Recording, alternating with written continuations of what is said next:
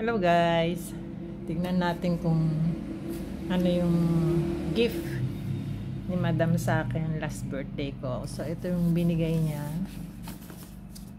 Tignan natin.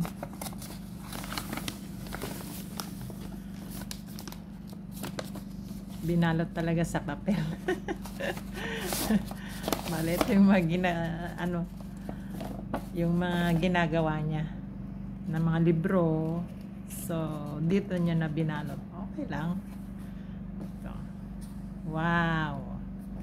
Ito yung niregalo niya sa akin, guys. Hand mixer.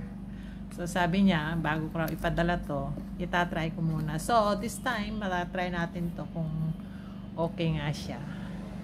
Kasi, gagawa ako ng cake. Ayan.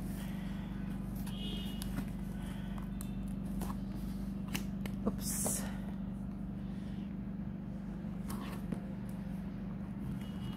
Yun. Paano ba to?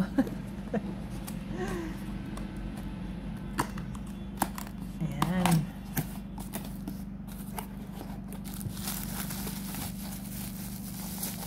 Ayan. So, may apat siyang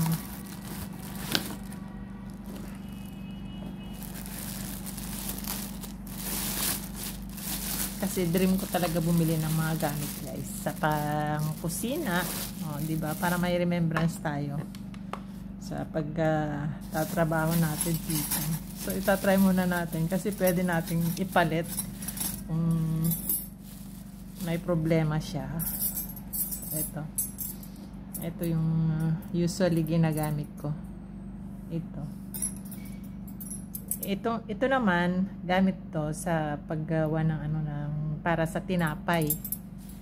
Ito naman, para dun sa pagbe-bake. Yan. So, titignan natin kung okay siya.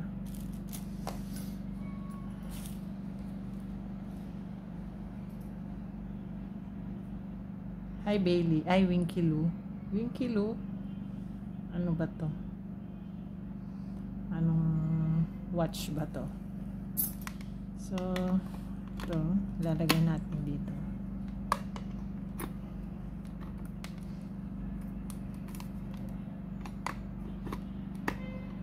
Yun. So, tara guys. Check natin kung pwede siya. Para alam natin kung okay.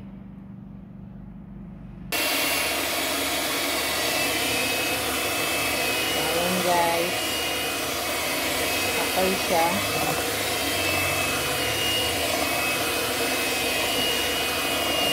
Pasado. Pwede na natin ipadala sa Pinas. Kasi kung may problema sana, pwede natin siyang ipalit. So, okay na siya. Thank you guys. Thanks for watching. So, next time, hihilingin ko naman sa amo ko yung food processor. Yan. Marami na siyang ibigay sa akin guys eh. Pati yung mga Pyrex, yung mga ceramic na pwedeng mag-bake ka doon at ilagay sa oven. Yun.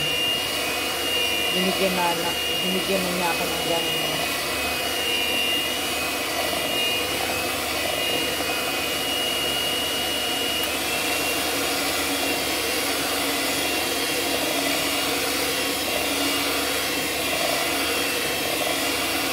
Guys, okay na siya. Thanks for watching. This is Erwin Vlogger. Don't forget to like, share, comment, ring the bell, and subscribe. God bless everyone.